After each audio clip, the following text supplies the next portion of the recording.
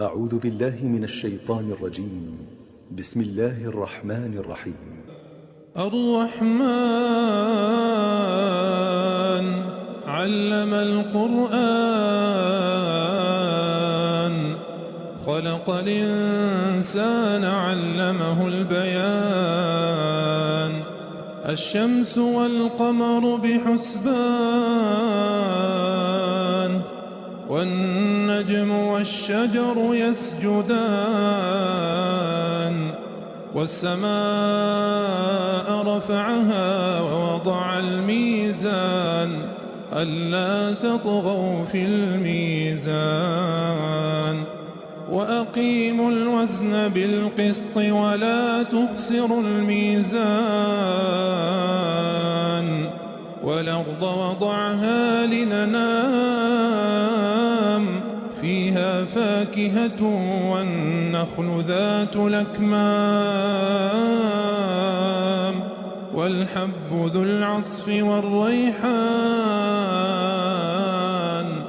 فبأي آلاء ربكما تكذبان خلق الإنسان من صلصال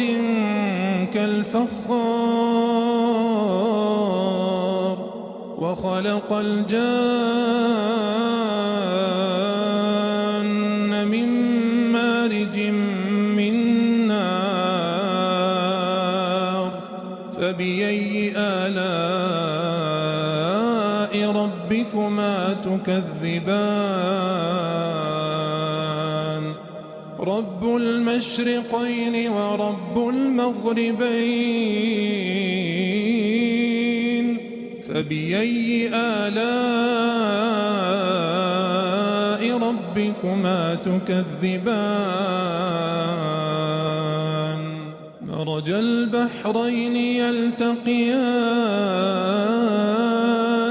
بينهما برزخ لا يبغيان فبأي آلاء ربكما تكذبان يخرج منهما اللؤلؤ والمرجان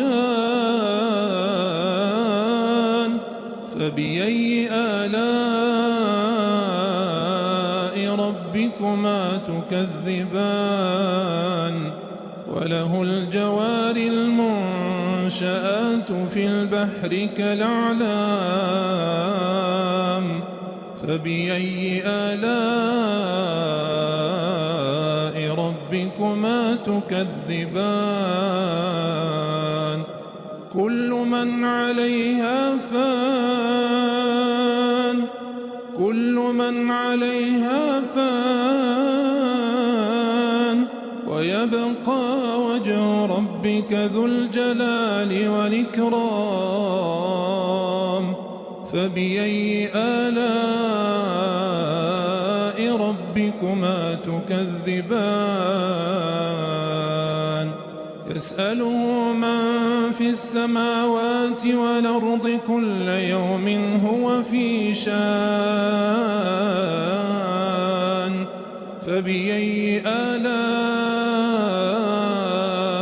ربكما تكذبان سنفرغ لكم أيها الثقلان فبأي آلاء ربكما تكذبان يا معشر الجن والإنس إن استطعتم أن تنفذوا من أقطار السماوات والأرض فانفذوا لا تنفذون إلا بسلطان فبأي آلاء ربكما تكذبان يرسل عليكما شواظ من نار ونحاس فلا تنتصران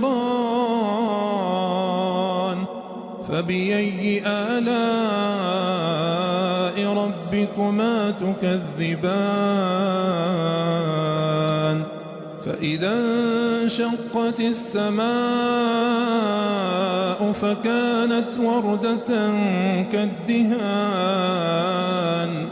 فبأي آلاء ربكما تكذبان فيومئذ لا يسأل عن ذنبه إنس ولا جان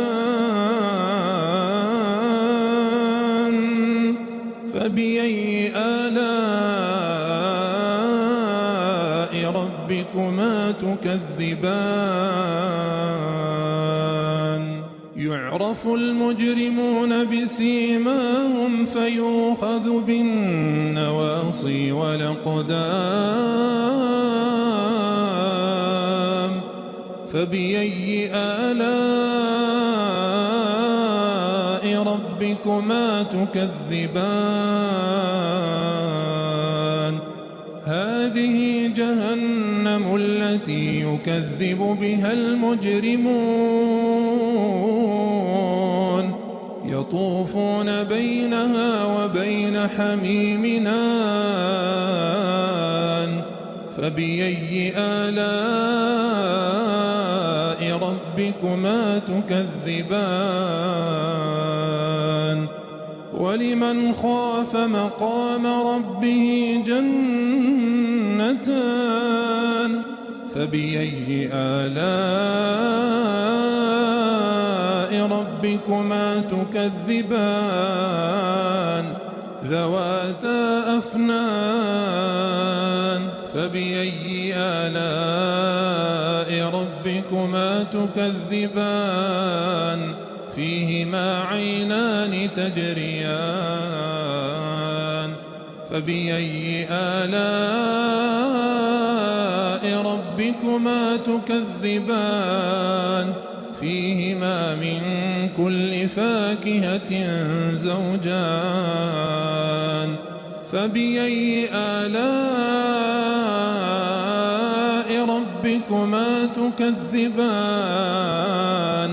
متكئين على فرش بطائنها من استبرق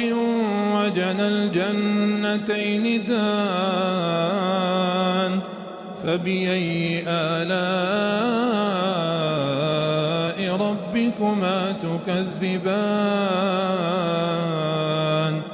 فيهن قاصرات الطرف لم يطمثهن إنس قبلهم ولا جان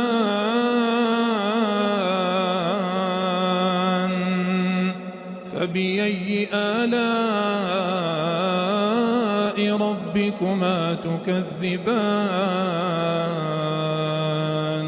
كأنهن الياقوت والمرجان فبأي آلاء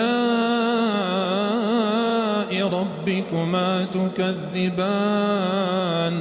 هل جزاء الإحسان إلا الإحسان فبأي آلاء ربكما تكذبان ومن دونهما جنتان فبأي آلاء ربكما تكذبان مدهامتان فبأي آلاء ربكما تكذبان فيهما عينان نضاختان فبأي آلاء ربكما تكذبان فيهما فاكهة ونخل ورمان فبأي آلاء ربكما تكذبان فيهن خيرات حسان فبأي آلاء ربكما تكذبان حور مقصورات في الخيام فبأي آلاء ربكما تكذبان لم يطمثهن إنس قبلهم ولا جان فبأي آلاء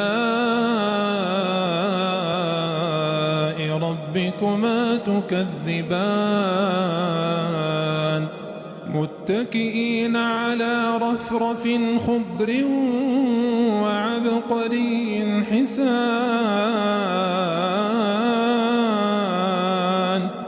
فبأي آلاء ربكما تكذبان تبارك اسم ربك ذي الجلال